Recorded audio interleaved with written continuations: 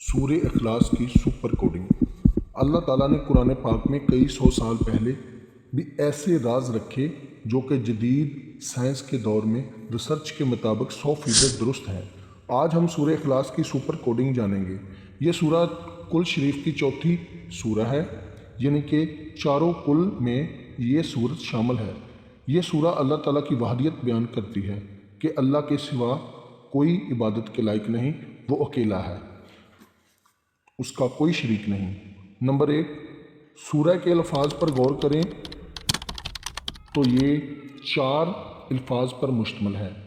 Number 2، یہ سورہ مکہ مکرمہ میں نازل ہوئی اور قرآن پاک کی 112 نمبر سورت ہے، جبکہ 112 کو منفرد عدد میں لکھیں تو یہ 4 عدد ہوگا۔ نمبر 3، اس سورہ کی کل آیات بھی 4 ہیں۔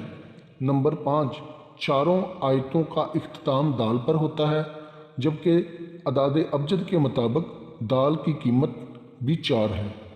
نمبر 5، اس سورہ کے کل حروف عددی قیمت 1112 پر مشتمل ہے، جبکہ ان کو منفرد عدد میں لیا جائے تو یہ دیکھیں گے کہ اس کا عدد بھی 4 ہے۔ اس طرح کی سپر کوڈنگ جو کہ اللہ تعالیٰ نے سورہ اخلاص میں 4 نمبر کی سپر کوڈنگ رکھی ہے۔